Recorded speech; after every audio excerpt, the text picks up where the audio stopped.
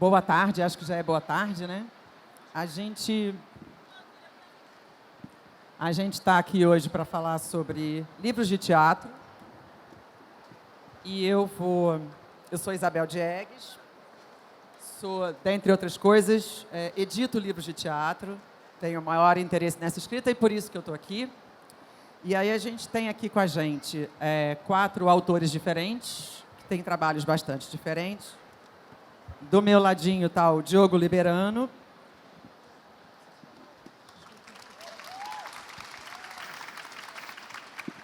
O Diogo é ator, diretor, dramaturgo, além de professor da CAL de Artes Cênicas e do Núcleo de Dramaturgia do SESI. E dentre as peças de teatro que ele já escreveu, a gente tem Sinfonia Sonho, Primavera Leste, Maravilhoso, O Inquérito, Sonhadores. Ele tem 3 livros publicados, James, Sinfonia Sonho e Yellow Bastard, que é a peça mais recente que ele fez. A Sol Miranda, que está ali do lado do Diogo, é atriz, pesquisadora e produtora. Diogo é do Rio, a Sol é do Rio também. Cofundadora do Grupo EMU, do Rio de Janeiro, trabalhou como assistente do Domingos de Oliveira, dramaturgo, e circulou em diversas cidades do Brasil e da China com o espetáculo Salina. O texto dela, publicado nesse livro, que é um livro importantíssimo, chamado Dramaturgia Negra, que são várias peças de diversos autores, chama Mercedes. A Dione Carlos, que está ali do lado da Sol, também é do Rio, mas mora em São Paulo, tá? Mesa de cariocas aqui, é dramaturga, escreveu já várias peças, tem as peças publicadas num livro, Dramaturgias do Front. Ela tem as peças Sete, Bonita e Caim, além de uma peça que está também no livro Dramaturgia Negra, que é Iolandês. Esse livro Dramaturgia Negra é publicado pelo SESC, e ela é, além de dramaturga, orientadora do Núcleo de Dramaturgia da Escola Livre de Teatro de Santo André, em São Paulo. O Armando Babaioff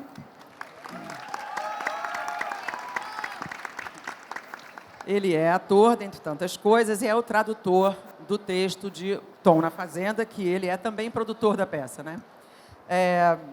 Fez muitas peças como ator, todo mundo conhece esse lado dele, mas está aqui para conversar sobre a escrita dele, a tradução da peça do Tom na Fazenda. Então, tendo dito isso, eu pedi aqui para os nossos dramaturgos, para os nossos escritores de teatro, para que eles escolhessem um trechinho de cada uma das suas peças para a gente se aproximar daquilo que eles escrevem e conhecer um pouco. Então, o Diogo vai ler primeiro, da peça Yellow Bastard. Diga lá, Diogo. Boa tarde a todas e a todos. Bom, escolhi partilhar com vocês um capítulo, o primeiro parágrafo de um capítulo dessa dramaturgia chamada Yellow Bastard, que foi publicada pela Cobogó, pela editora Cobogó, e é uma dramaturgia muito específica para mim, porque eu precisei escrever uma trama integral, como se fosse um romance, e depois algumas palavras sobraram. Essas palavras são ditas em cena pelo ator que faz essa peça. Então eu vou ler para vocês o primeiro parágrafo desse capítulo, desse texto integral. Caminhavam lado a lado por uma rua de pedra. Voltavam silenciosos após um cansativo dia de aulas. Era uma noite fria e escura. Entre um passo e outro, ela parou no meio do caminho e ele, tão logo a percebeu parando, fez o mesmo. Olharam-se. Ela esticou uma das mãos e, em resposta, ele a puxou para cima de uma calçada de cimento. Estavam bem próximos um do outro quando se perceberam tremendo. Ambos tremiam muitíssimo. Abriram um sorriso confidente, já meio úmido. Ainda que não soubessem explicar o que sentiam, gostavam de sentir tudo aquilo. Estavam mais vivos do que antes, eram capazes de coisas que, por ignorarem quais eram, os faziam ainda mais destemidos. Lentamente, ele se encostou contra o muro de uma casa e aproximou o rosto em direção ao sorriso dela. Naquela noite, aquelas 2 crianças, quase adolescentes, experimentavam a possibilidade de, mesmo distintas, formarem juntas uma coisa única. Deram-se um beijo. longo e acidentado.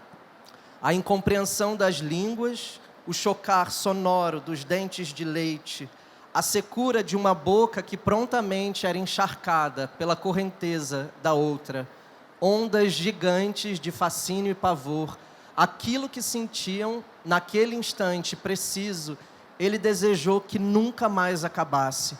Queria que a vida fosse exatamente aquilo, até o fim. Braços tentando encaixes, mãos vasculhando carnes sob camisetas, bocas e línguas, dentes e aquela sede, misto de dilúvio e saliva. Foi quando ouviram o barulho de um automóvel, desataram as línguas em desespero e rapidamente perceberam que um farol havia os flagrado. Ela apertou o rapaz contra o muro e o beijou com ainda mais agressividade. Os braços dele, seus cotovelos, trepidando contra o cimento pontiagudo, se abriram em feridas sanguíneas. O carro passou velozmente, sem fazer maior alarde, deixando em seu rastro 2 seres afogados numa alegria arrepiante. Foi ali, naquele precioso instante, apesar de tão no início de sua vida, que ele encontrou as vértebras que sustentariam seu destino. Existir no meio exato entre um muro que rasga e um corpo outro que afaga, doendo consciente porque jamais deixaria de amar e amando convicto porque amar sem doer não seria bem amor, mas talvez somente apatia.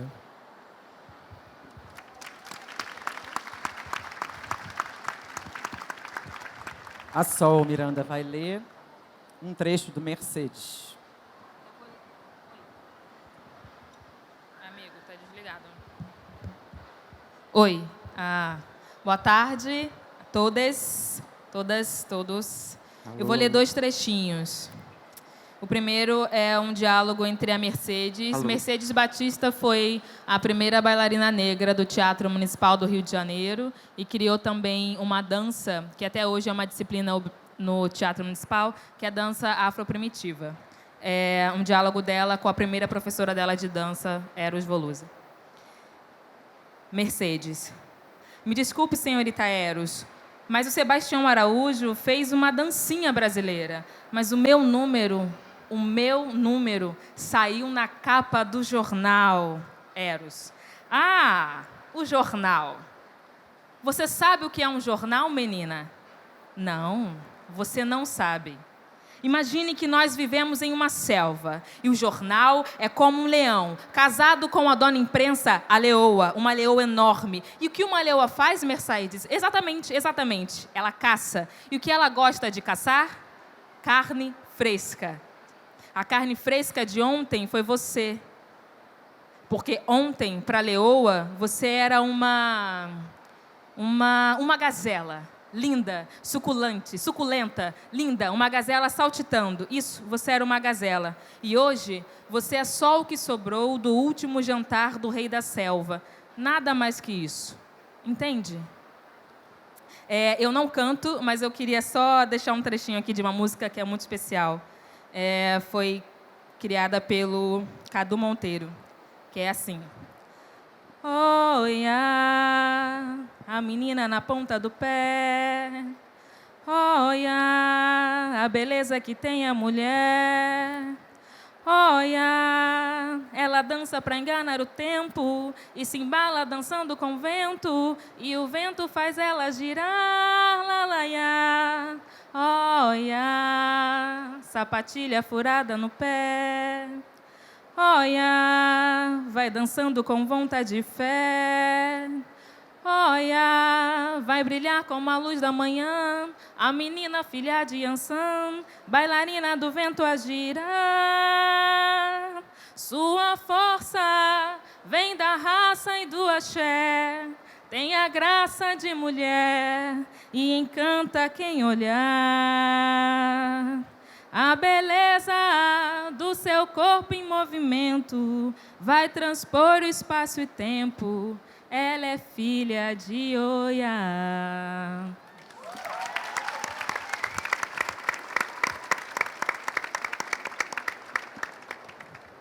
Johnny Carlos vai ler. Caim? Um Boa trecho de tarde. Caim. Boa tarde. Quando eu voltei para casa, onde está o seu irmão? Meu pai disse. Eu disse que não sabia. E minha mãe soube. Ela soube assim que eu entrei em casa. Cavalgadas são ouvidas. Eles eram 4, o branco, o vermelho, o preto e o amarelo. E minha mãe sabia, as mulheres sabem. Elas, as mulheres, estiveram aqui antes dos livros.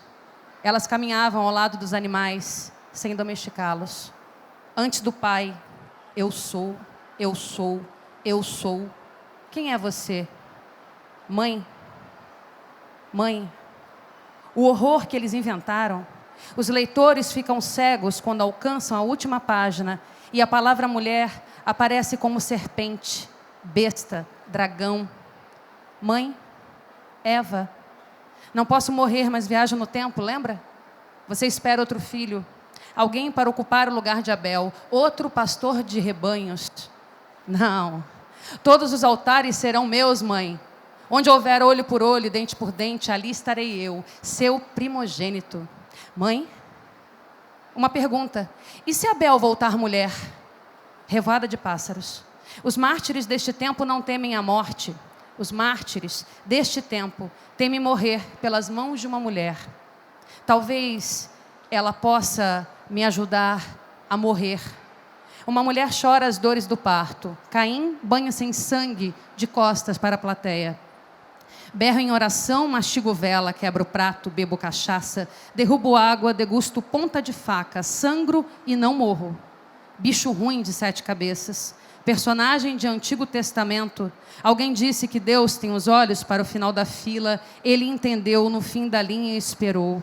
Uma pedra na mão direita, a mão esquerda vazia, Caim pega a máscara de animal, uma criança chora as dores do nascimento. Caim deixa a máscara cair no chão, Caim olha para a plateia. 7. Obrigada. Obrigada.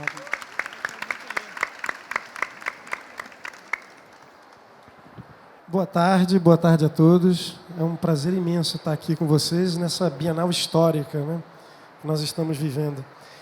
Eu não sei nem se eu consigo ler o texto de Tom na Fazenda, porque eu já faço essa peça há quase 3 anos, então para mim já está meio que dentro da minha cabeça esse texto, mas vou deixar aqui. Pode falar em vez de ler, não tem problema. Talvez. Sem a marcação eu não vou conseguir. Mas só para situar. Tom perde o namorado num acidente de moto e se vê obrigado a ir na fazenda para o velório do morto. Ele chega nessa fazenda pela primeira vez. Eu vou ler a primeira cena da peça. A fazenda onde vive a família, né? Isso, a fazenda onde vive a família do morto. Forro de madeira, 2 águas, janela. O piso, lajotas vermelhas. Galões de leite, um forno a lenha com chaminé, balcão, um micro-ondas. Tapete, mesa, 4 cadeiras. Isso é manteiga. Manteiga sobre a mesa. Uma mancha amarela, suja, mole, e eu não consigo tirar os olhos dela. Eu consigo imaginar uma mosca posando nessa faca. Finalmente eu consigo pensar em outra coisa. Eu acabei de dizer que eu estou pensando em outra coisa e as outras coisas voltaram a me atormentar com muito mais força, a me perseguir, a me assombrar. Essa mosca que não vai embora. Eu consigo imaginar você aqui, sim, pequeno, usando essa cadeira para alcançar a despensa por um biscoito ou um copo de leite.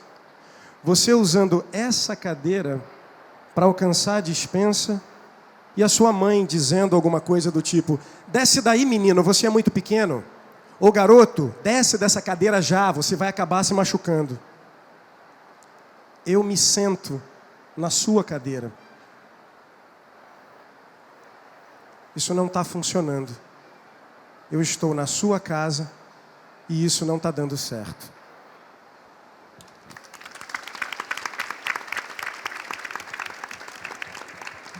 Eu queria agora propor para os 4 que a gente conversasse um pouco sobre esse território que cada um desses textos ocupa, ou outros textos que não foram lidos aqui, mas, enfim, o território que a escrita de vocês ocupa. Eu começaria pelo Babaioff, até porque a gente já falou isso aqui, mas O Tom na Fazenda é um livro que o Babaioff traduziu, mas eu acho que é super importante, super interessante pensar nessa apropriação que o Babaioff, ainda que seja ator, e faça a apropriação do texto a cada vez que ele vai encenar, seja no teatro, na televisão, no cinema, onde for, ele resolve se apropriar do texto em si e fazer uma tradução, quer dizer, escolher as palavras que vão dizer aquilo que interessaram a ele, aquilo que fez com que ele se interessasse por essa peça. Então, eu queria entender um pouco essas escolhas de território, por que falar desses territórios que você ocupa. Se o Babaioff quiser começar. Bom, vamos lá. Tom na Fazenda é uma peça que chegou ao meu conhecimento conversando com um amigo sobre cinema. Eu conheci, na verdade, primeiro o filme, mesmo sem assisti-lo, uma versão do Xavier Dolan, mas ele nasce peça de teatro. Um texto de um canadense chamado Michel-Marc Bouchard. Eu conheci essa peça em 2014. E o que me marcou nesse espetáculo, a ponto de eu querer transformar esse texto em algo concreto, era esse momento conservador que a gente tem vivido. As manifestações de 2013, a minha inquietude quanto artista e a minha necessidade de dizer para o mundo o que é que eu penso do mundo. E quando eu li esse texto pela primeira vez, o prefácio dele me chamou muito a atenção. Crivella, é uma peça LGBTQI, tá? Se quiser também aprender aqui, fica à vontade. E o que me chama a atenção logo de cara é o prefácio do autor, onde tem um texto lapidar, onde ele diz que os homossexuais aprendem a mentir antes mesmo de aprender a amar. Isso me bate de uma forma tão grande e me deixa tão chocado que o texto já me começa com esse impacto. E quando eu comecei a ler a peça, eu só torcia para que a peça fosse boa. Porque quando eu li 4 atores como produtor do espetáculo, eu torcia demais. Quem produz teatro aqui sabe que 4 atores ainda é possível produzir nesse país de alguma forma digna. Mais do que isso, é quase impossível. Então, eu li Tom na Fazenda e a minha obsessão por ser o tradutor da peça é porque o Rodrigo Portela, que é o diretor, não lia inglês. Eu estava desempregado e resolvi traduzir para que ele, o diretor da peça, tivesse acesso ao texto. E eu não sabia que ele não lia inglês e eu traduzia a peça para que ele lesse. Ou seja, eu nunca pensei em ser tradutor. Então, quando eu comecei a traduzir a peça, eu traduzi para que eu fizesse o texto. Então, são as minhas palavras. E não só as minhas palavras, tem a dramaturgia do espetáculo aqui também. Eu sempre tive um pouco de dificuldade com peças estrangeiras, porque algumas delas não me tocam e não me chegam por conta de ou os nomes que são americanos, ou a estrutura não é nossa, a gente não se reconhece ali. E eu queria que essa peça se passasse em algum lugar do Brasil que não fosse localizado. Ela é muito canadense no original, extremamente canadense. Nessa fazenda tem neve, os animais que aparecem, a geografia, a cultura, a música, a comida, tudo que aparece na peça, no original, afastava a minha leitura e eu imaginava que isso pudesse afastar também quem estivesse assistindo o espetáculo, porque essa é a minha visão, essa é a minha dificuldade que eu tenho quando eu assisto alguma peça e a peça fala de uma realidade que não é a nossa. Então, logo de cara, eu me vi nesse desafio, se isso seria uma heresia, mudar muita coisa do que estava escrito. E aí eu tive o privilégio de ter contato com o autor da peça. Em 2015, eu fui para um festival de cinema em Montreal e eu tive o privilégio de conhecer o autor e eu conversei muito com ele. E ele me deu carta branca para mudar isso. Tanto que eu mudei nome de personagem, eu tirei todas as referências geográficas, climáticas, referências... Na peça tinha um animal que permanentemente aparecia, que era um coiote. Ele me ajudou a traduzir e colocar numa realidade um pouco menos feroz, talvez, mas uma coisa que fosse um pouco mais nosso, que seria um cachorro do mato. A minha família faz minha mãe está aqui presente, ali sentadinha ali atrás. E tinha eu conto sempre isso. Em Bangu, na casa do irmão dela, sempre que tinha uma reunião, a família fazia uma coisa que eu detestava, que era salada de maionese. Detestava, nunca gostei, com aquela rosa de tomate em cima. No original é uma American Pie, é uma torta americana de nozes. Eu não sabia como traduzir aquilo de jeito nenhum. Nossa, as minhas referências todas vieram. Veio a minha mãe, veio a minha família e veio a cena da salada de maionese. Então, isso é um pouco do que você está falando. Eu coloquei muitas das minhas referências e muitas das minhas coisas nesse texto. Os palavrões canadenses, que são de Montreal, que são todos ligados à religião, tabarnak, que é uma coisa que eles falam muito, que é... Tem criança aqui, eu não posso falar que é caralho, mas é isso. Seria referente, mas eu não sabia como traduzir isso. E tem uma frase que minha mãe fala o tempo inteiro, que está no livro, que eu acho bárbaro, que é caralho de asa. Tô mentindo, mãe? Tô te expondo aqui, né? Não era para isso que você veio, né? Então, tem muita coisa minha nesse livro. Muita coisa minha. Você acha que a sua experiência como ator foi importante nessa sua experiência? Como você se apropriou como ator para escrever esse texto? Totalmente, totalmente. A primeira palavra da peça não é texto do autor, já é um caco meu. Rosane não me bate. Eu coloco muito caco nas coisas para poder me localizar. Nós estávamos fazendo essa peça quando o Rodrigo Portela, diretor, decidiu que a peça não teria cenário. No texto, todas as unidades são construções de cenário. E são cômodos da casa, né? Bem específico. A cozinha da fazenda, o celeiro, até o porta-malas de um carro. Ele coloca isso como na peça, como estrutura de cenário. O Rodrigo resolveu não colocar cenário algum. E ele reclamava o tempo inteiro no ensaio que eu tinha dificuldade em descrever essa fazenda. Ele não me via nessa fazenda. E um dia ele me pediu para descrever a fazenda. Ele falou assim, Babaioff, eu não consigo ver o seu personagem nessa fazenda. Me descreve essa fazenda, por favor. Aí eu falei para ele, isso para mim é fácil. Ele falou assim, então, por favor, descreve. E aí eu comecei, forro de madeira, 2 águas, janela, piso de lajotas vermelhas. Isso não é texto do autor. Isso que eu estou descrevendo era a sala de ensaio. Era literalmente a sala de ensaio. E aí o Rodrigo pega isso e fala, então mantém, esse é o começo da peça. Então o começo da peça é uma descrição do cenário. É o que não está ali. Ou seja, virou dramaturgia. Então essa apropriação tem o tempo inteiro na peça. O tempo todo. Tanto que eu tive dificuldade na época que nós estávamos publicando em como colocar isso em publicação. E para mim foi muito divertido, porque conversando com o Rodrigo e conversando com você também, a gente chegou à conclusão de que seria ideal e fundamental colocar em livro a nossa dramaturgia.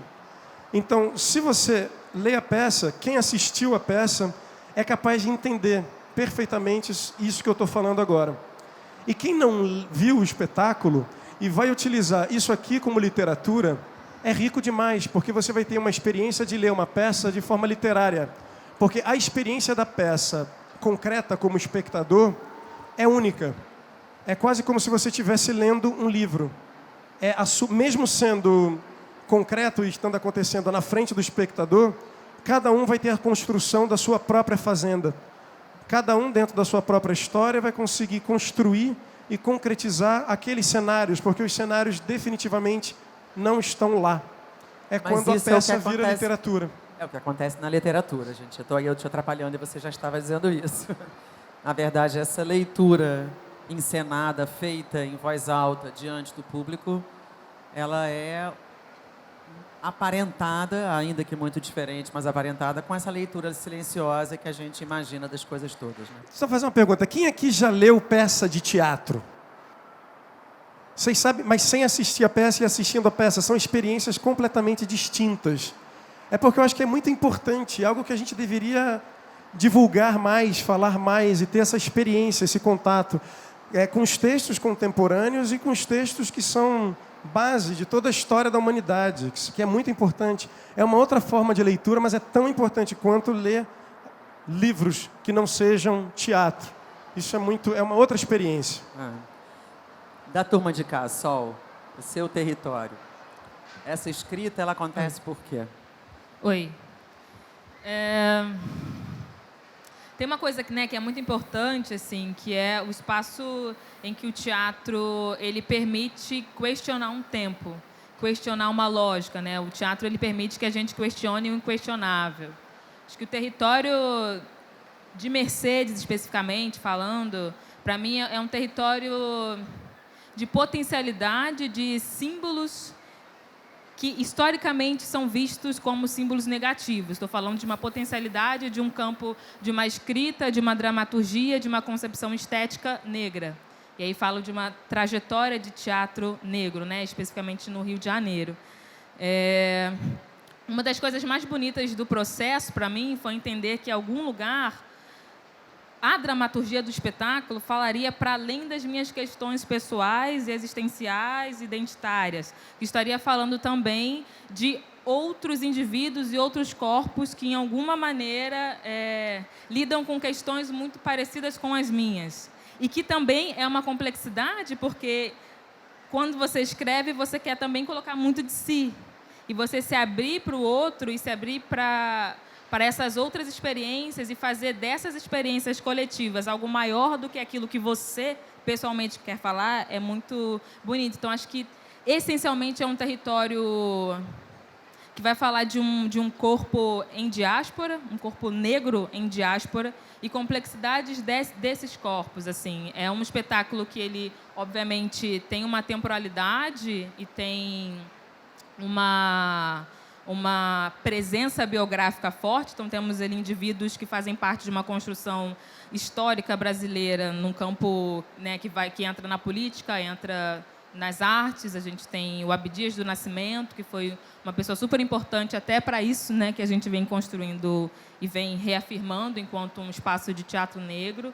Então, também há ali uma possibilidade da gente estudar um contexto histórico e também da gente entender quais são os limites nossos no encontro com esses personagens que são reais e que também estão para a gente em algum lugar um pouco inacessível, mas que, como espetáculo, se torna acessível também, assim, né? Você acha que essa escrita, ela é todo esse seu desejo de comunicação e de experimentação desses corpos, desses personagens e desses símbolos precisaria ser no teatro para você, ou essa escrita ela poderia se bastar no papel? Porque você está falando bastante da construção do espetáculo, né? E tem uma escritura firme, é um texto bom de ler. Ele tem aí uma escritura. Primeiramente, eu sou atriz. Então, o texto ele vem como a possibilidade de eu falar aquilo que eu quero falar cenicamente.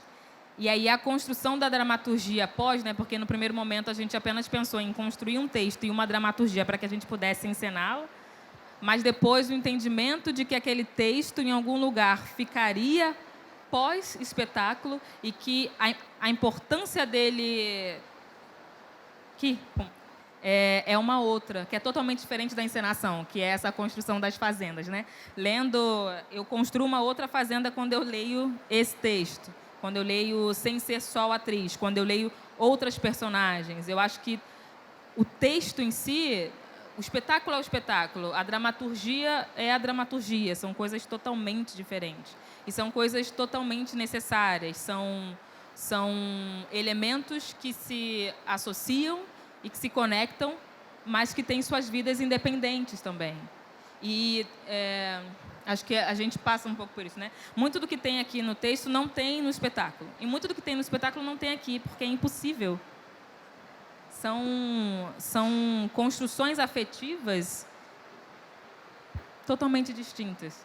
Vou aproveitar a sua deixa do coisas que tem no texto, não tem no espetáculo, não tem no texto, para falar sobre esse texto do Diogo especificamente, que ele escreve para ser uma dramaturgia, mas para que seja possível chegar à dramaturgia, ele antes escreve um romance curto e subtrai uma dramaturgia de dentro desse romance. Quer dizer, esse texto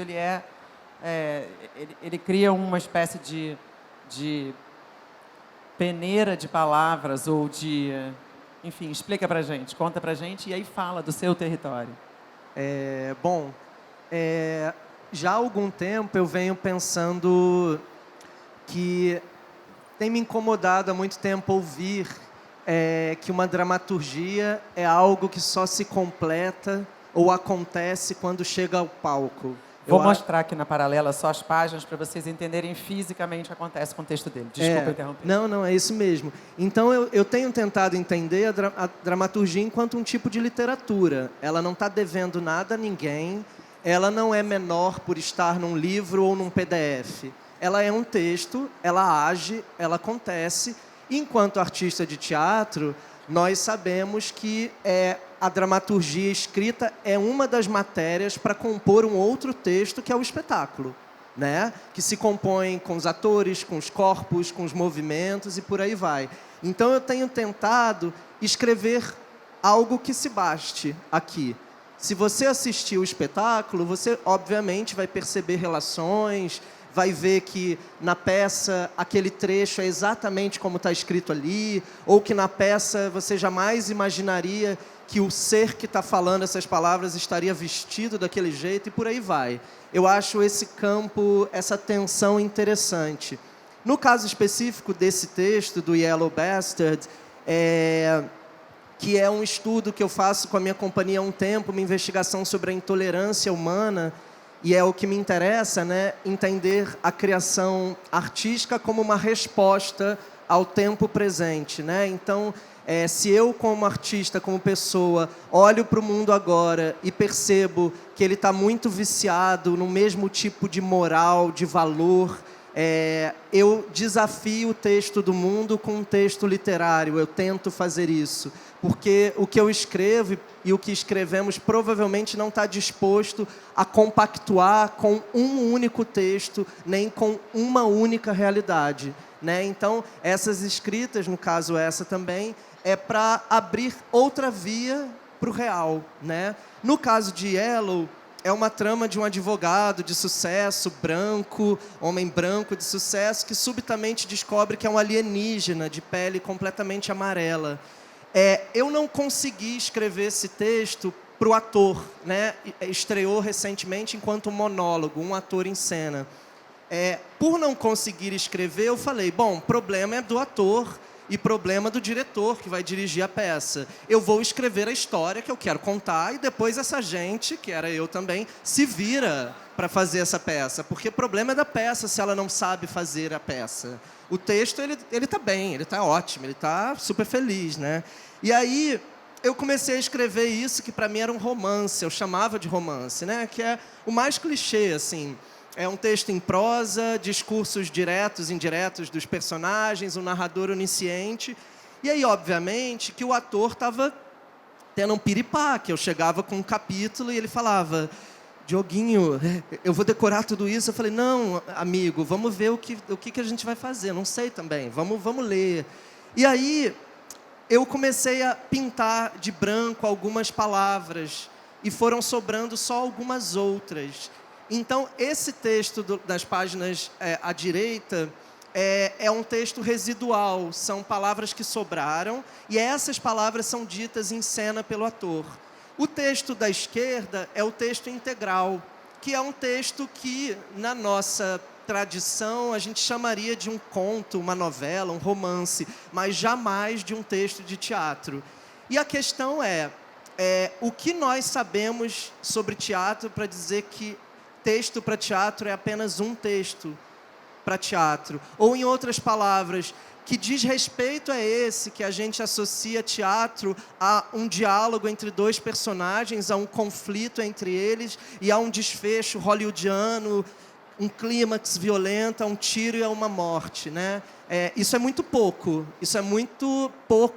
tanto para a literatura quanto para o teatro, enquanto encenação.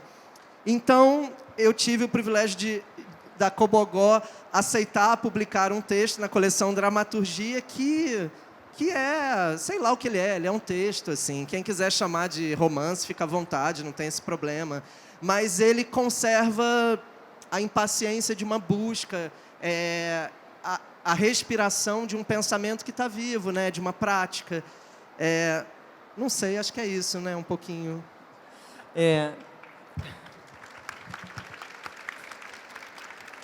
Eu queria, enfim, chegar na Dione, que escreve coisas muito diversas e que tem, em parte da sua prática como dramaturga, tirar personagens históricos, reais ou imaginários, mas que sejam muito emblemáticos para a construção do nosso próprio imaginário. E aí, como é que é essa reescritura, que não é a reescritura do Babaioff, de ter um texto numa língua e ele adaptar esse texto não só para o português, mas também para a sua realidade, a realidade que lhe interessa, quer dizer, tirar daquilo ali os aspectos que te interessam e trazer para a sua própria realidade, para que você mesmo encene, assim, você estava facilitando a sua vida ao reescrever, enquanto o Diogo estava dificultando a dele. Era a mesma coisa, no fundo. Como é que é essa reescritura ou essa apropriação de signos tão importantes para a nossa construção do nosso imaginário? Eu acho que a gente precisa começar a problematizar essa ideia de narrativa universal, de aceitar passivamente que só existe uma voz que serve para escrever essas narrativas. A gente tem muitas vozes no mundo. Pensando em termos de ancestralidade, por exemplo, né, de Brasil, só aqui, a questão oral, da oralidade, é muito importante. Cuidado só com o seu microfone. Ah, tá. A questão da oralidade é muito importante. E aí eu recebi um convite para escrever a partir da obra Caim, que é do Saramago, que é um grande escritor. Eu não tinha lido. E aí comecei a ler. Li Caim, li todos os outros livros. Fiquei muito impactada com o modo como ele questiona a narrativa, e não é qualquer narrativa, a narrativa bíblica, uma narrativa universal, né? E não num aspecto de negação religiosa. Eu acho que é mais profundo. Ele problematiza a narrativa. Ele nos convida. E eu acho que o Caim, que eu empreendi, né, que eu escrevi, ele é também um convite para que a gente pense nessas narrativas. Eu tinha o livro Caim, do Saramago, eu tinha Diários do Ator, que ele compartilhou comigo, né, que foi um convite de um ator. Eu tenho trabalhado muito com convites, sempre convites, e alguns textos que às vezes eu faço convite, mas muito mais pessoas me procuram, né, querendo realizar algo. Kenan estava há muitos anos, que é o ator, tentando fazer esse texto, e eu tinha uma notícia, que era a seguinte: o ISIS, né, que é aquele grupo extremista, a única coisa que esses homens temem é morrer pelas mãos de uma mulher, porque eles acreditam que não vão para o paraíso. E aí, pegando o momento histórico atual, quer dizer, como responder esse momento, e pensar também o que fez com que a gente chegasse a esse momento, que tipo de narrativa demonizou a mulher. E é claro que você chega nessas narrativas originárias, quer dizer, que eles vendem para a gente como sendo as únicas opções, as únicas cosmogonias possíveis. Então, eu peguei esses materiais, quer dizer, os diários desse ator, que tinha uma questão, porque ele é filho de pastor e tal, tinha um questionamento ali profundo entre um discurso que é muito diferente das ações. Tinha essa notícia que eu fiquei muito impactada, porque eu pensei, de repente, o que hoje o mundo teme, que são os homens-bombas, por exemplo, pensando em ataques terroristas, talvez seja uma das poucas coisas que as pessoas realmente temem, né? Um ataque, de repente, aqui alguém se explodir, e esses homens temerem as mulheres, morrer pelas mãos de uma mulher. Isso é muito forte, né? O grau de demonização desse feminino, dessa mulher. E de poder também, né? E o poder também, exatamente. Quer dizer, o que precisa ser silenciado? E aí, eu gosto muito dos marginais.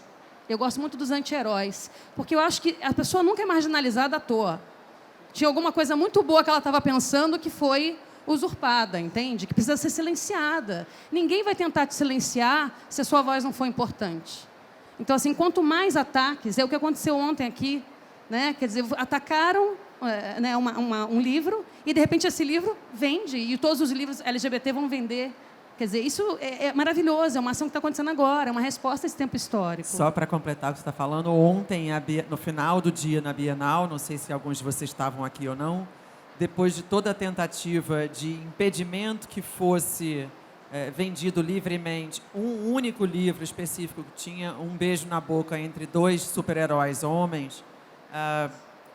Houve uma ação, um gesto do Felipe Neto em que ele comprou 14 mil exemplares, embalou em plástico preto, distribuiu para quem quisesse lá fora.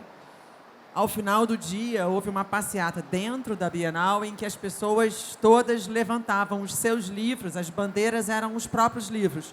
Tanto os que tinham sido ganhados gratuitamente do Felipe Neto, que fez esse gesto bastante, enfim, grande, vamos dizer assim, são 14 mil exemplares, é coisa pra caramba, como outros livros que a pessoa tinha comprado, do interesse dela, não importa, podia ser um livro de história, um livro de criança, um livro religioso, tanto faz. Cada um tinha como bandeira um livro. Queria falar isso porque eu fiquei muito comovida de ver isso, então queria só abrir esse parênteses e voltar para você. Eu escrevi esse texto em casa, eu precisei de um momento de isolamento para escrever o texto. Para mim, ele é um requiem, ele é uma oração, ele é um texto performativo em termos de estrutura dramática, assim, é um texto bem performativo, né? Não tem diálogo, é ele aqui, quer dizer, é como se o Caim voltasse aqui para a gente e conversasse com a gente, com esse mundo de agora, de 2019. Né? E não com o mundo do Antigo Testamento, embora queiram que esse mundo seja do Antigo Testamento.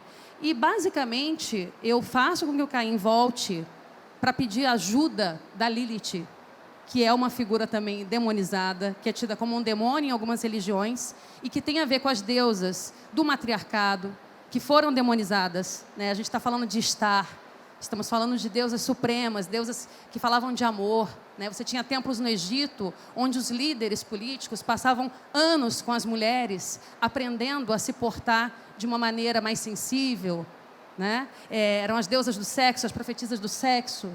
Então, eu tento resgatar esse matriarcado a partir da figura do Caim, quando ele diz, me ajuda a morrer. Eu preciso morrer. E o que ele está dizendo é, esse mundo da Idade do Bronze, conforme o Siddhartha Ribeiro estava falando aqui, ele precisa morrer. A gente precisa ajudar esse mundo a morrer. Então, o texto ele é um clamor, é uma oração. Caim, eu acho que numa atitude de humildade, embora não fosse humilde pela narrativa original, dizendo, eu também estou cansado. Eu me beneficio dessa narrativa, eu estou vencendo, porque a narrativa do olho por olho, dente por dente, irmão matando irmão, está vencendo, mas eu também estou cansado, eu também estou infeliz e preciso de ajuda para morrer. E talvez as mulheres possam me ajudar a morrer. E aí tem a Eva, claro que é essa mãe onipresente, onisciente, onipotente, e você tem Lilith, que é esse amor, né? E ele fala, essa mulher que foi apagada das narrativas, quem é essa mulher? Por que ela não pode chegar até mim, até você? O que ela faria conosco se ela tivesse chegado? Que tipo de religião seria essa? Talvez uma religião com uma maior equidade, com menos dor, né? Com menos intolerância. Então, eu acho que é um clamor mesmo para esse momento. Eu acho que é uma resposta, porque tem uma pulsão de vida, mas dentro de uma condição de morte. Ele quer morrer para que a gente renasça. E o 7, no final, é o meu primeiro texto, que aí aparece essa personagem, que é uma espécie de anjo, que não é Messias, não é uma salvadora, ela não está aqui para salvar, mas ela está aqui para tratar. É uma espécie de entidade que surge no final e que se relaciona também com Sete, que é um personagem bíblico, que é da descendência dos justos. Então, eu faço essa fricção entre a narrativa oficial, ofereço a minha, e também pensando, principalmente nas viagens do tempo que o Saramago propõe, porque isso não tem a ver com a cosmogonia europeia, não. Isso tem a ver com a cosmogonia africana. Né? Esses tempos que dialogam, presente, passado e futuro, mortos, vivos, e os que vão nascer coabitando. Enfim, é isso. Me empolgo falando do Caim. A gente tem aqui 4 pessoas incríveis.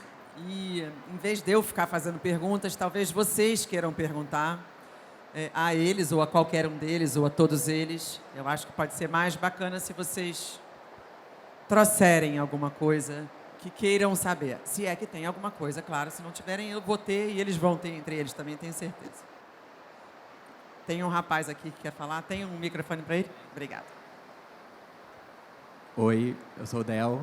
Minha pergunta é para o Babaioff. Você faz um texto denso, livre no palco, né? mas você é um dos atores de teatro que tem o privilégio de estar na televisão aberta, que é onde você já falou até hoje da censura que tem lá, da liberdade que não se tem numa televisão aberta. Como isso dialoga dentro de você? Tá tão livre no palco e tá tão preso, talvez, numa TV. Acho que são suportes diferentes, são lugares diferentes. Teatro é a minha base, é a minha casa, é para onde eu retorno sempre, de onde eu venho. É o espaço que eu tenho para dizer as coisas que eu penso.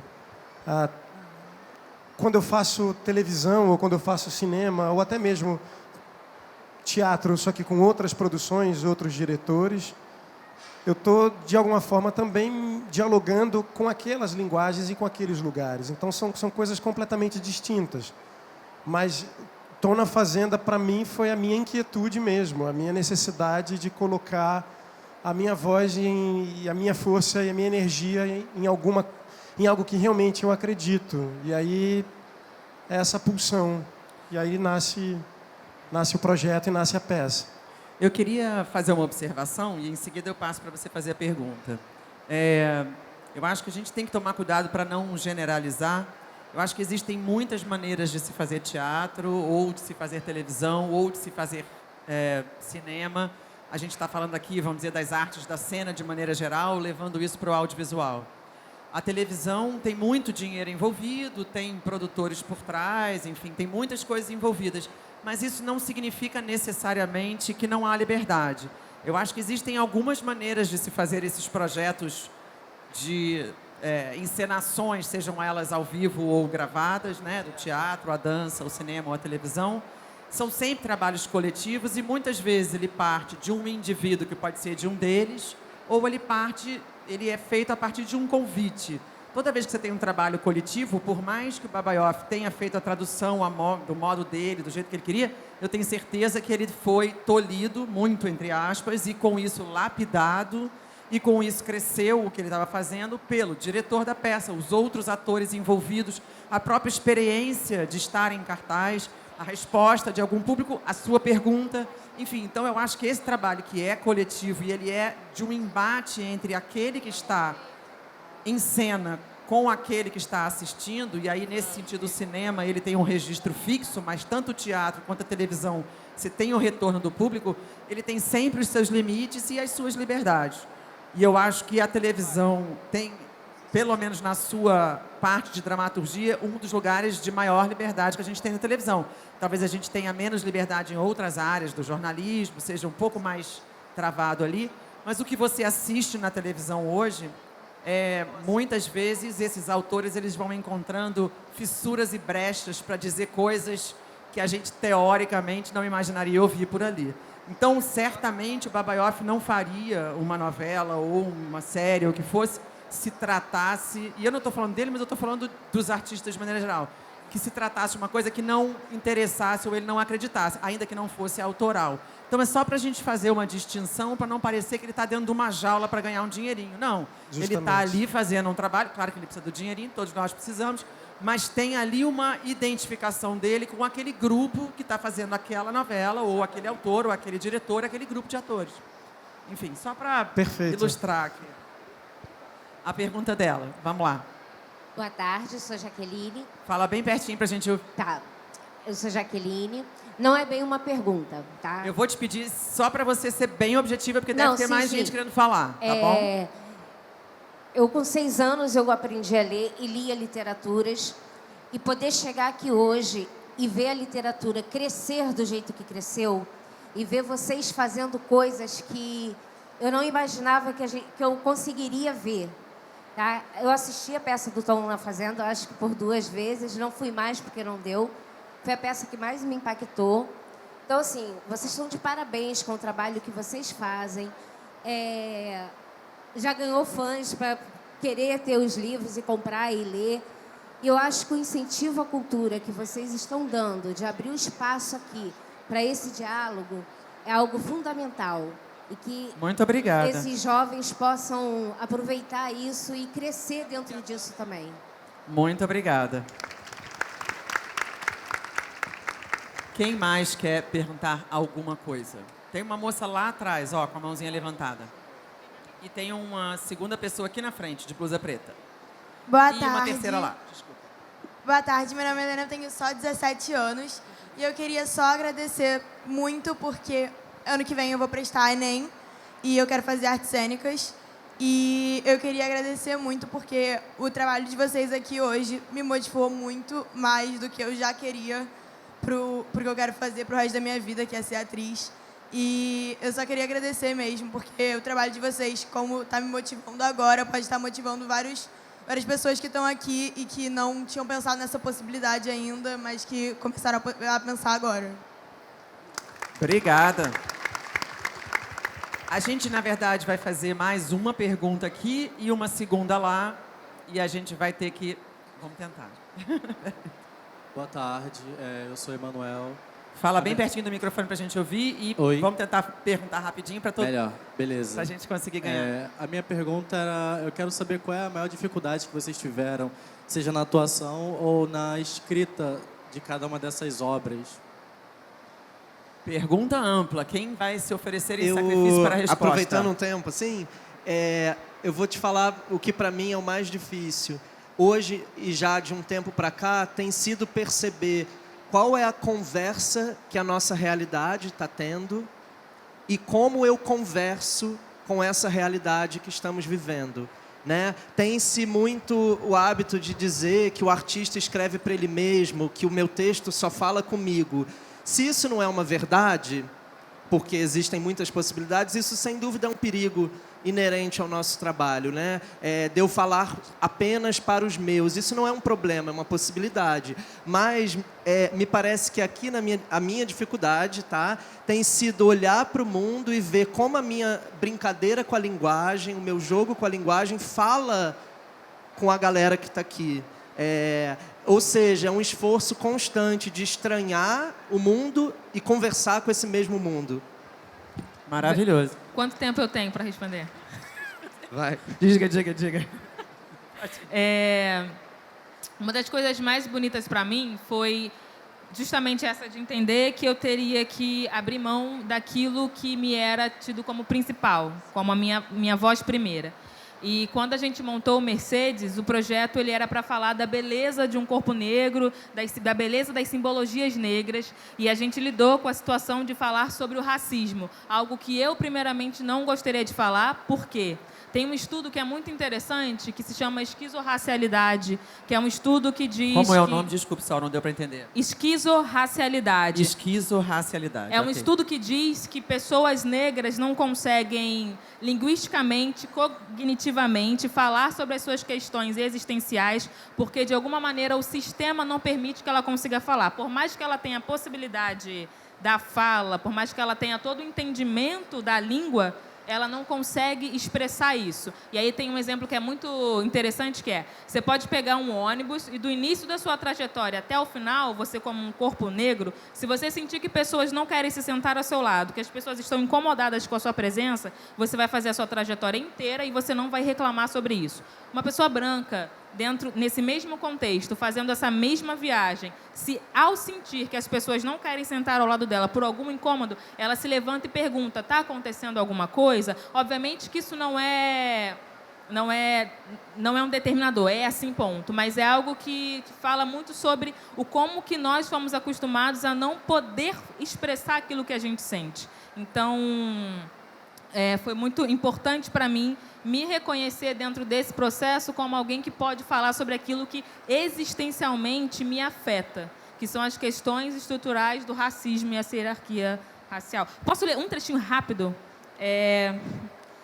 Que esse foi o texto mais difícil para mim, que é o texto mais direto, que foi o texto construído em coletivo, assim, que é a Mercedes pergunta ao Abdias por que ela não pode dançar como as outras. E aí ele responde o seguinte: você não pode dançar como as outras porque há 400 anos existiram Mercedes e Abdias, que aqui foram identificados como negros, pretos, na cor e no tratamento.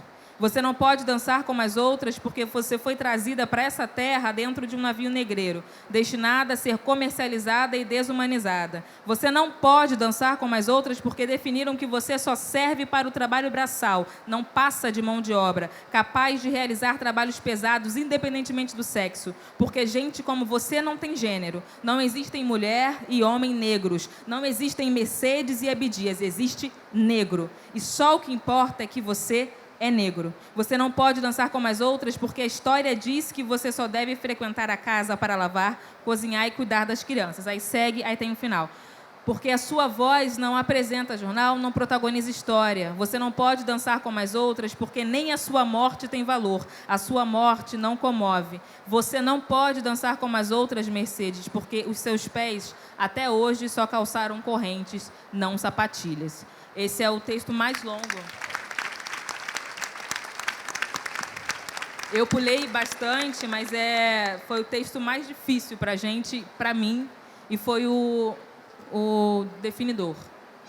Enfim. Eu tenho só uma frase que tem a ver com o que você leu, você falou. Que eu acho que a grande dificuldade é habitar... Fala bem aqui, ó. Eu acho que a grande dificuldade é habitar um mundo que não te enxerga, te demoniza, não te ouve e tenta te invisibilizar. Então, eu acho que escrever é se inscrever. É ter voz, tem a ver com o que você leu. É muito importante que a gente esteja escrevendo e publique os livros, porque a probabilidade de tentarem nos apagar é muito grande. É uma voz que não interessa, ela é perigosa.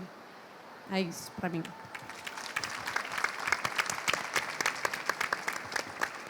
Eu acho que a coisa mais importante é a comunicação. Quando não há a comunicação, ali existe um problema. Então, a minha maior preocupação era essa, quando eu estava traduzindo a peça e depois, quando eu estava traduzindo a peça como ator no palco, em cena. Então, eu estava o tempo inteiro preocupado com essa questão da comunicação. No original, essa peça foi escrita por um homem de 60 anos. Eu sou um homem de 38 anos. Eu tinha uma preocupação muito maior em como traduzir a linguagem de um homem de 60, não sendo um homem de 60, não sendo um homem que vive no Brasil, nesse país da América do Sul, distante de muitos quilômetros da realidade onde essa peça foi escrita. Então existia um diálogo muito grande entre a minha realidade e o meu entendimento, o tamanho do assento onde eu estou, e não inventar maturidade, e não inventar algo que eu não sou nesse processo de tradução e principalmente no processo de construção desse personagem. Eu não estava inventando algo que eu não sou. Essa era uma das minhas maiores preocupações. A gente vai fazer ali a última pergunta e depois eu vou pedir a vocês para fazerem as últimas considerações para a gente encerrar aqui, porque tem outra mesa depois. Oi, boa tarde. Meu nome é Isabel. Queria perguntar para o Diogo, mas para todo mundo. Eu queria saber se você acha que tem peças que não deveriam ser montadas, que elas só pelo texto bastam porque são fortes o suficiente, ou se não, você tem que dar um jeito de montar por mais doido que seja, por mais... Se tiver recurso, você tem que montar, ou se não, se você acha que existe peça que só no texto, só no papel basta. Não sei se eu fui clara. Acho que eu entendi. Eu acho que... Eu não sei, eu acho perigoso peças que não devem ser montadas. Eu acho que toda peça pode ser montada. A minha fala, quando eu falei agora há pouco, eu não acho que uma peça não é algo porque ela ainda não foi montada. Uma peça é um texto é algo que está vivo. Nesse sentido, eu acho que a encenação teatral de um texto é uma procriação do texto, é uma recolocação, uma atualização, uma reescrita daquele texto num outro contexto. Eu não sei se eu estou conseguindo te responder, mas eu não gosto de tratar um texto teatral como algo que não está pronto para estar vivo, sabe? Eu acho que ele tem muita força já. E eu acho, é a velha discussão, né? Muitas vezes a gente ouve aquela discussão, mas eu preferi o filme do que o romance. Eu prefiro o romance, eu odeio o filme. Essa discussão é quase sem graça, assim, porque são duas escritas diferentes e elas não nasceram para ficar brigando uma com a outra. Deveríamos ficar felizes que eu li O Senhor dos Anéis, aquela tonelada de páginas que é a coisa mais linda, e que eu vi o filme do Senhor dos Anéis ou qualquer outro filme, né? São escrituras diferentes, eu acho que elas conversam, se multiplicam, né? Então, eu acho que toda peça pode ser montada. Não acho que elas devam não ser, nem que devam, acho que elas podem, elas têm essa possibilidade, essa potência. Eu vou, então, fazer as minhas considerações finais, tirando proveito da sua pergunta. A gente tem como princípio na vida de colocar as coisas em escaninhos. Isso é uma peça de teatro, isso é um livro, isto é uma novela, isto é engraçado, isso é triste. Essas coisas, elas se misturam muito mais, claro. E eu assisti agora antes dessa mesa, a mesa do Siddhartha, e ele falou uma coisa no final, a primeira coisa que ele escreveu na vida, ou que ele publicou, na verdade, não que ele escreveu, a primeira coisa que ele publicou, ele botou o livro dele num concurso e acabou ganhando, e acabou publicando um texto de ficção. Ele é um neurocientista, ele não é um ficcionista, ele não é um autor de ficção como profissão, ou como... Nem sei se ele tem outros textos de ficção. E aí... ele disse aqui na mesa uma coisa que eu achei muito bacana, que antes de mais nada, o escritor precisa escrever e não necessariamente publicar. Eu usaria essa mesma ideia para pensar a questão do texto dramático. Eu tenho um particular interesse nesses limites entre o texto dramático e o texto literário. Por isso, eu sou editora da Editora Cobogó, por isso criamos uma coleção de publicações de textos de dramaturgia. Armando Babaioff e Diogo Liberano, nós já publicamos. Sol e Dione espero publicar um dia, que são incríveis. Duas mulheres que eu admiro bastante, a escrita e o discurso e, enfim, todo o resto. Mas meu maior interesse é justamente nesse lugar. Se você for pegar alguns autores clássicos, Nelson Rodrigues, ele escreveu romances, escreveu textos curtos, escreveu dramaturgia. Mas você pode encenar a peça de teatro, ou encenar o texto literário, ou ler a peça de teatro. Quer dizer, esses textos, o texto dramático, ele é escrito com a vocação de ser encenado. Eu acho que ele é escrito com essa vocação de ser dito, de ser agido em cena, seja no cinema, seja no teatro. Mas isso não impede que você tenha um prazer enorme, ou mesmo que você construa na sua cabeça, ao ler, as imagens e as ações e os gestos e os personagens, como você faz com um texto literário. Então, acho que nada não deve ser encenado ou precisa ser encenado. Mas você, ao escrever, você de alguma maneira coloca naquele texto, seja como desejo, seja como estrutura, uma vocação para ele. Você quer que ele chegue em algum lugar. Mas eu achei tão lindo essa ideia do Siddhartha de que, antes de mais nada, é preciso que o escritor escreva. Publicar ou encenar é, de alguma maneira, secundário.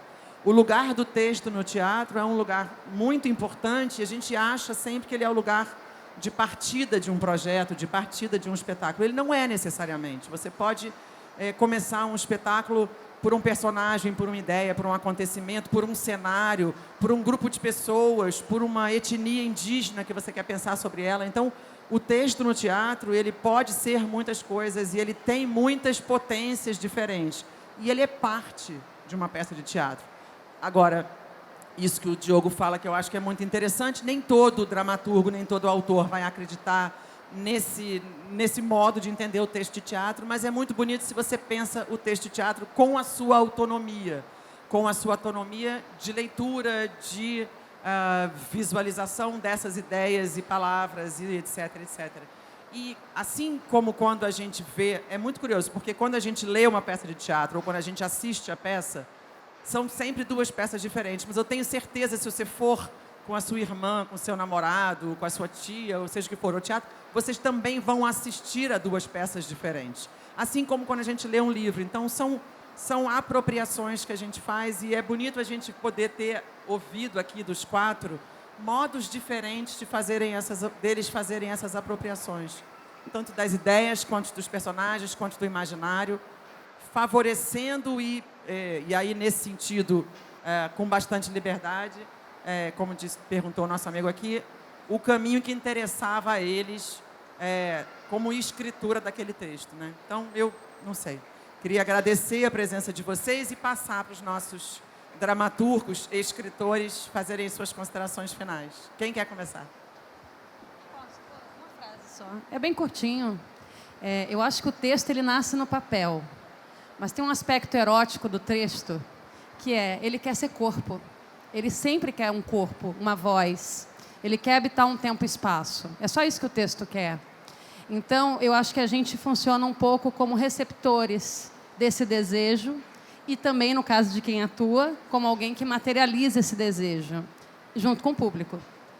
E eu acho que o teatro é um dos poucos lugares onde a gente ainda pode ter um encontro biofísico. E aqui na arena, que a gente está tendo agora. Quer dizer, tem um ser humano aqui, a gente está trocando energia efetivamente aqui. Então, se entreguem a esse prazer, né, de ler um texto e deixar que ele trabalhe no seu corpo, na sua voz. É o que eu posso dizer. E obrigada pelo convite. Eu vou só completar o que a Johnny falou. Deixa que seja essa leitura uma leitura coletiva ou uma leitura silenciosa em casa, no ônibus, onde for. Eu queria só dizer que esse texto do Mercedes, o Cássio Duque escreveu junto comigo. Então, é um texto escrito a duas mãos, mas também com as outras mãos que fizeram parte do processo. Quero agradecer muito pelo convite, agradecer também toda a equipe da Bienal e parabenizar pelo evento, agradecer aqui os companheiros de fala e desejar uma boa tarde a todos e muito axé.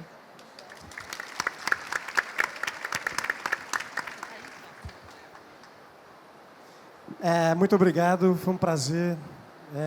Inesquecível estar aqui, vivendo isso na Bienal. Aproveitar e dizer que Tom na Fazenda continua, a gente tem algumas apresentações. Final de semana que vem a gente vai estar em Santos, quem tiver algum amigo, parente. Dia 14 e 15 no Sesc Santos. Queria dizer que foi incrível dividir a mesa com vocês, muito obrigado. A gente está vivendo um momento onde a censura está calando a gente aos pouquinhos e a gente às vezes pode talvez não perceber. No fundo, todos nós viemos do mesmo lugar, somos todos parentes, somos todos primos. Então não existe motivo para a gente fechar os olhos para um tipo de censura. A gente realmente precisa estar muito junto, literalmente dando as mãos e não deixando que minorias sejam caladas, esquecidas e abandonadas. Porque se uma pessoa se cala, todos nós vamos ser calados. Então, foi muito importante o que aconteceu aqui ontem na Bienal.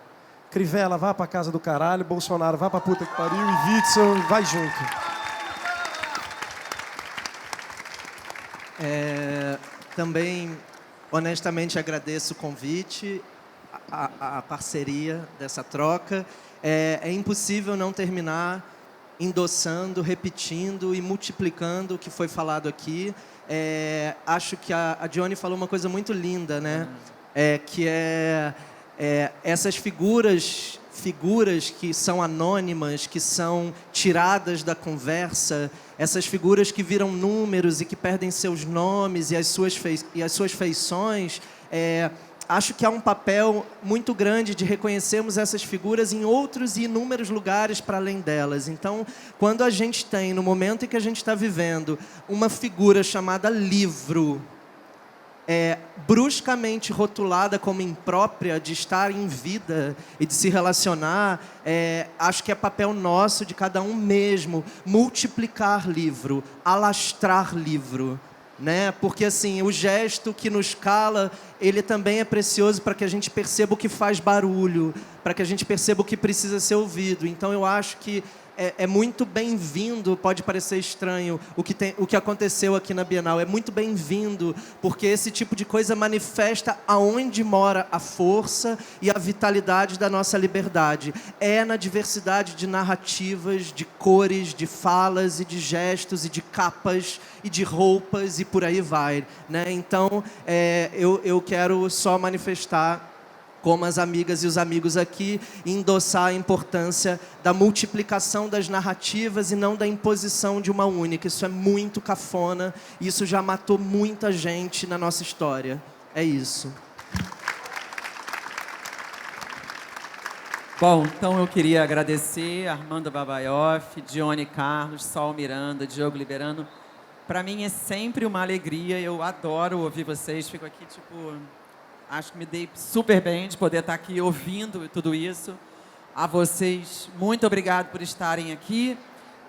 Os 4 vão estar aqui fora, quem quiser conversar. Se não me engano, é aqui à direita. À direita, certo? ali. Saindo à direita. Isso. Tem uma livraria que é aqui do lado, que tem alguns dos livros à venda, se alguém quiser para autografar. Mas os 4 estarão aqui para receber vocês, quem quiser ainda continuar um pouquinho na conversa. Muito obrigada e obrigada, Rosane Svartman, gênia da Arena Sem Filtro.